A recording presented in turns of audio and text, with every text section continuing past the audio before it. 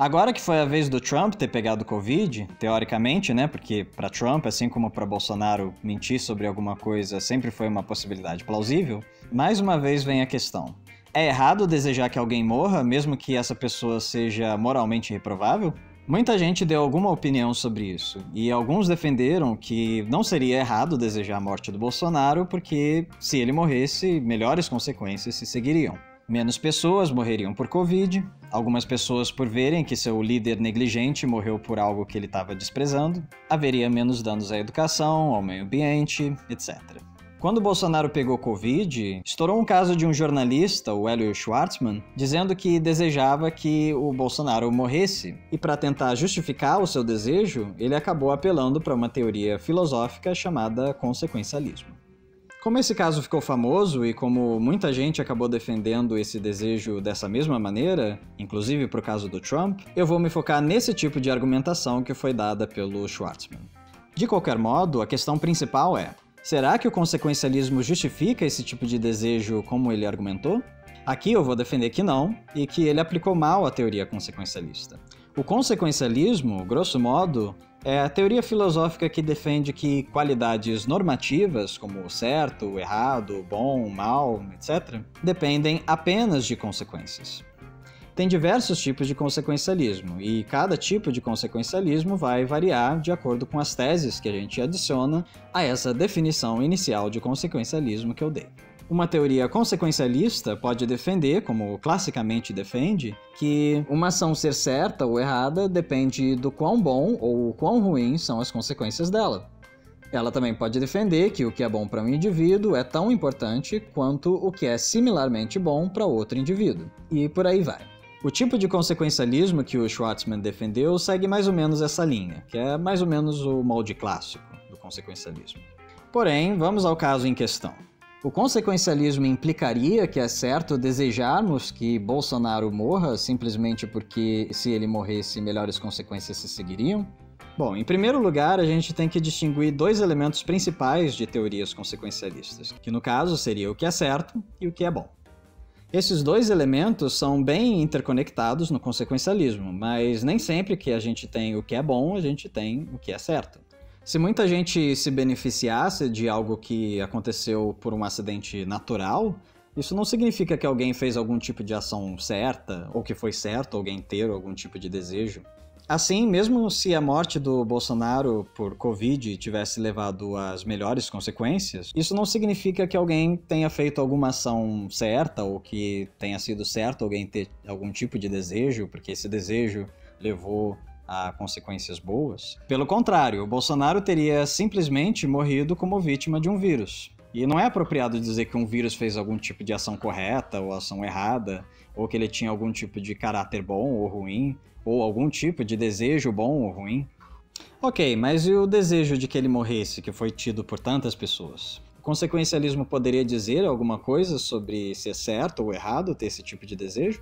Bom, como diz a filósofa Julia Driver, mesmo que historicamente o maior foco da teoria tenha sido na avaliação de ações, isto é, tenha focado em articular uma teoria da ação correta, com pouca atenção tendo sido dada a outros modos de avaliação moral, isso não indica algo de essencial sobre a teoria de modo algum.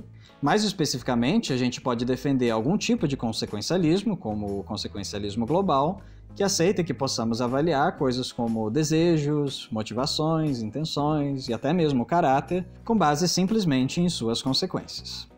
De qualquer modo, mesmo que desejos possam ser avaliados pelo consequencialismo, isso não significa que a gente tenha que fazer isso da mesma maneira que o Schwartzman fez. O modo consequencialista correto de avaliar desejos seria mais ou menos o seguinte: os desejos que levam às melhores consequências ou a consequências suficientemente boas são os desejos que devemos ter.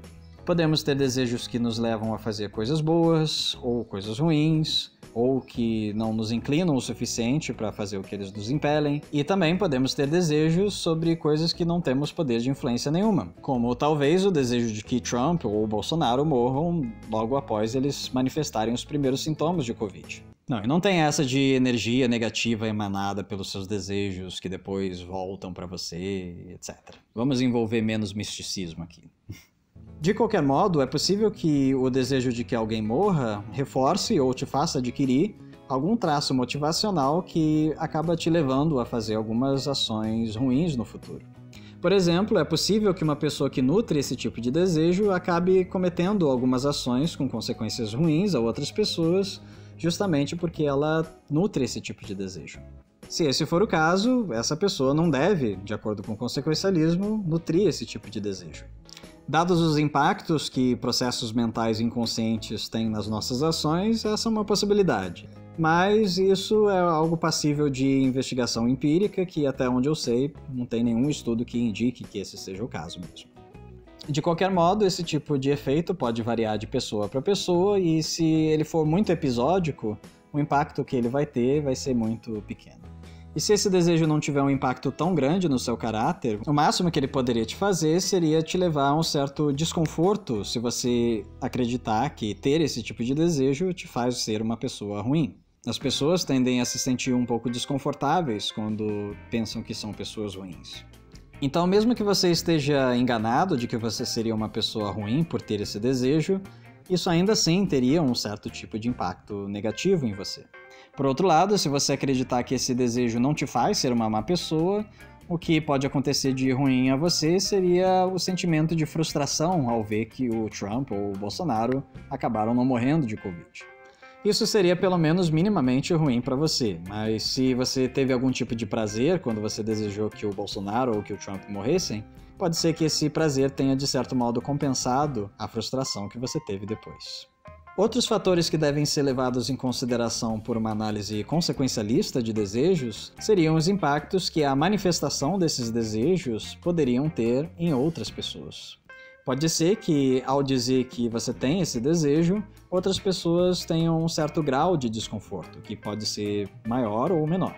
Mas pode ser que, ao manifestar que você tem esse desejo para outras pessoas, elas sintam algum tipo de prazer. Talvez por acharem engraçado ou por ficarem aliviados por não serem as únicas pessoas que possuem esse desejo.